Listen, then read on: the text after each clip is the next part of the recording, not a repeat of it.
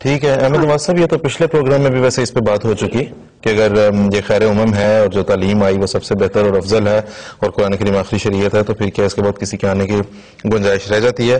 اس میں ہم گزشتہ پروگرام میں بھی اور اس سے پہلے بھی متعدد مرتبہ بات کر چکے ہیں، لیکن چونکہ آپ پوچھ رہے ہیں تو اس کے لیے میں مختصراً نظر نصیر صاحب اگر ایک آدھ منٹ میں پلیز آپ جواب دے سکیں ان کے سوال کا۔ بات یہ ہے، یہ جو قرآن کریم کی آیت پڑھ رہے ہیں کہ کنتم خیر امۃ اخرجت للناس، تو اگر یہ سب سے بہترین امت تھی اور ظاہر ہے کہ تھی، ہمارا بھی ایمان ہے، حضرت صلی اللہ علیہ وسلم نے جو امت پیدا کی تھی وہ بے شک یہ بہترین امت تھی۔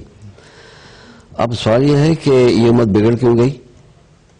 اب اس وقت امت کا حال اگر آپ دیکھیں تو امت جو ہے وہ ہر دوسری امت سے مار کھا رہی ہے، ہر دوسری امت کے مقابلے پر مغلوب ہے، ہر دوسری امت یا جماعت یا دوسرے مذاہب کے لوگ اس کو ذلیل کر رہے ہیں، ذلیل سمجھتے ہیں اور ہر جگہ سے دھکے پڑ رہے ہیں۔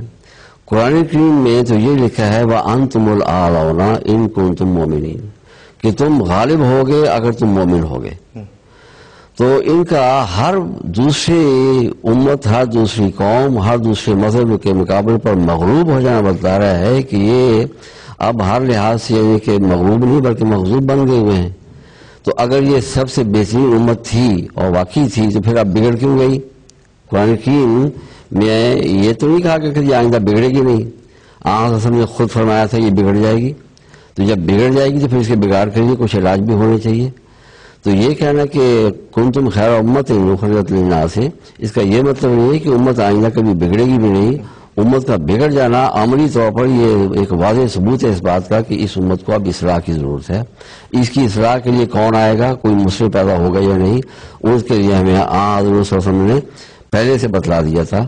سورہ جمعہ کی جو ایک مشہور یعنی کہ سورت قرآن کریم میں موجود ہے، اس کے متعلق بخاری میں یہ درج ہے کہ جب یہ سورت نازل ہوئی تو صحابہ نے حضرت صلی اللہ علیہ وسلم سے پوچھا کہ یا رسول اللہ یہ جو آخرین منہم یہ کون ہیں؟ آخرین منہم جس میں حضور کی بعثت ہونی ہے، امیین میں ہوئی اور پھر آخرین منہم میں ہوگی۔ تو اس وقت حضور صلی اللہ علیہ وسلم نے حضرت سلمان فارسی کے کندھے پر ہاتھ رکھ کے فرمایا کہ اگر ایمان سریہ پر بھی چلا گیا تو ان میں سے کوئی اس کو واپس لے جائے گا، رجل اور رجال، کچھ ایک مرد یا بہت سے مرد۔